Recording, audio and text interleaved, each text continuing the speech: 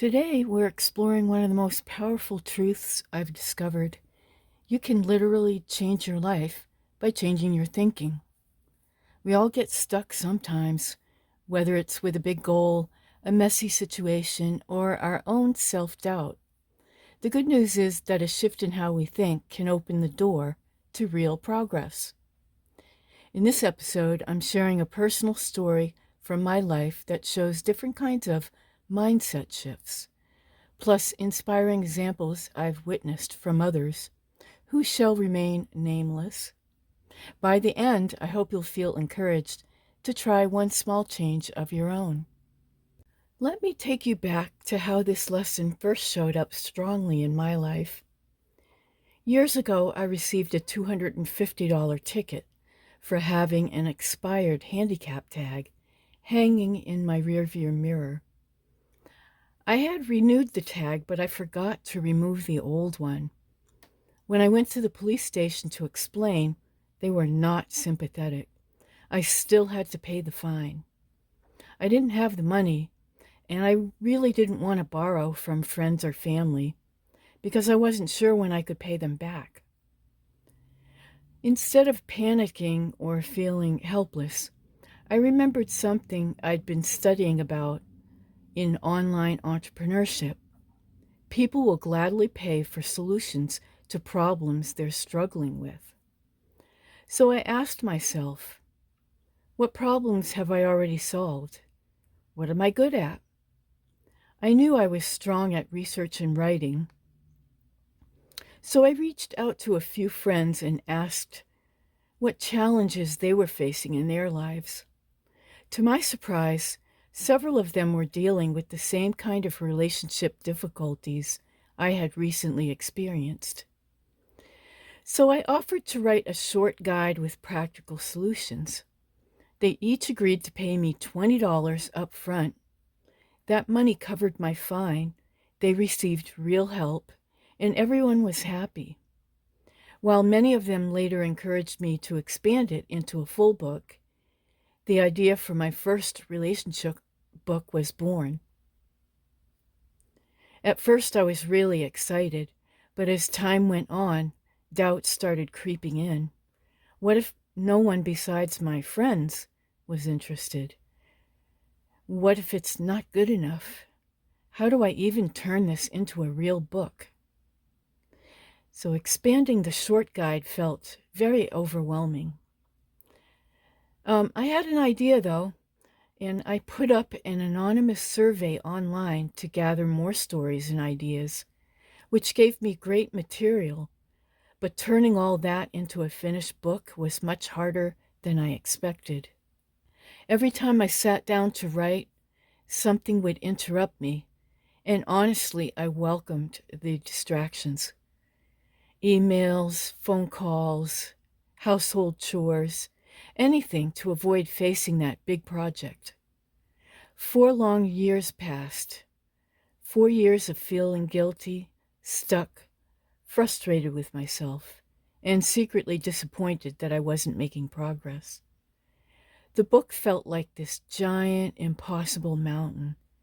The more I thought about it, the heavier and more daunting it became. Then one day I decided to try something completely different. Instead of trying to write the whole chapter or finish the entire book in one go, I told myself, well, I'm just going to write for 5 minutes. That's all, 5 minutes, and then I can just stop. That tiny shift in thinking changed everything for me. Those 5-minute sessions almost always stretched into 30 minutes, sometimes even an hour or more. I started enjoying the writing process again. The words began to flow more naturally. The loud perfectionist voice in my head got quieter because I wasn't pressuring myself to create something perfect right away. I was simply creating. I finally finished the book, and it was published in 2014. And to my amazement, it's still selling today. Every time I see a new sale, I smile and remember how close I came to never completing it, all because of how I had been thinking about the project. Since then, I've gone on to write and publish 4 more books using the same approach. That one change, moving from "this is too big, I can't do this," to "I only need to start small," literally changed the direction of my work and my confidence.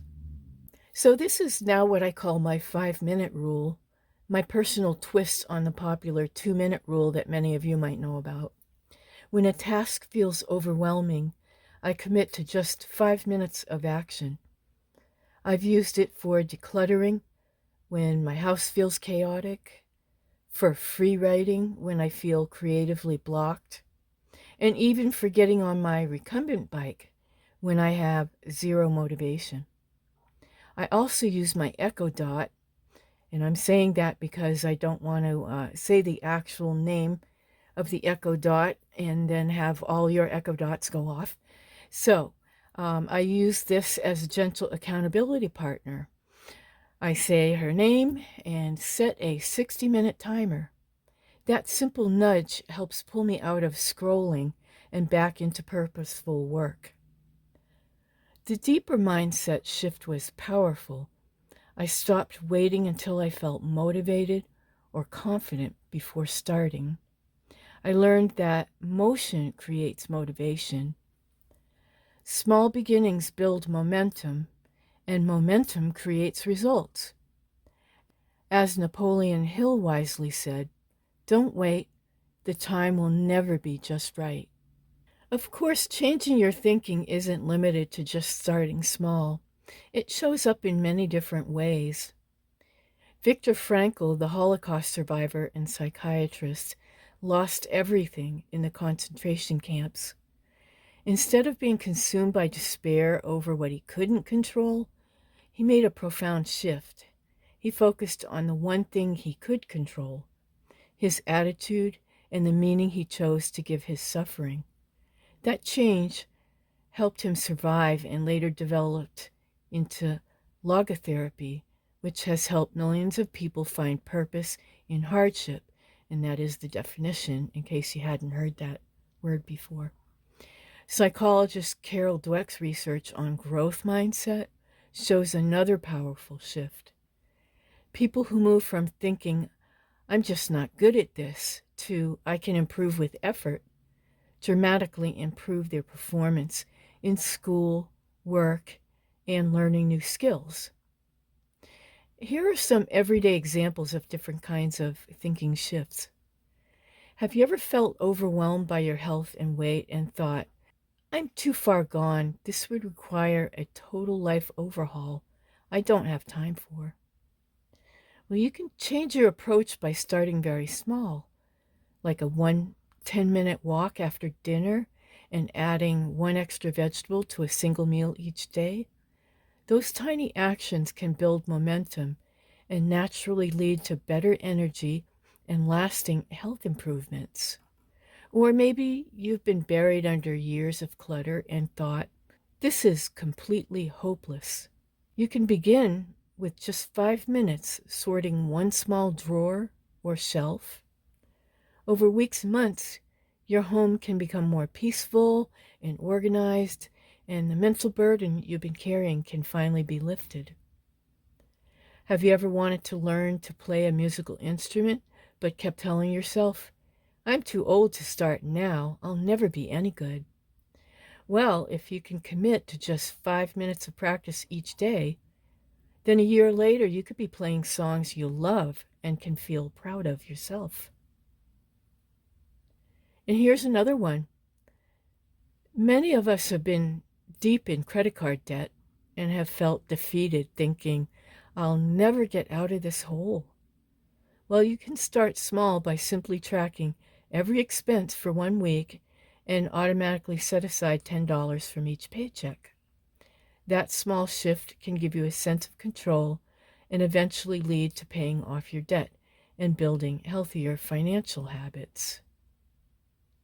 I've also heard of some people who feel distant from their adult children and believe it's too late to repair these relationships. Instead of trying to fix everything at once, you can start with one small weekly action. sending a short, genuine, positive text message. These consistent small connections can gradually rebuild trust and closeness in the family. The beautiful thing about changing your thinking is that you don't have to overhaul your entire life at once.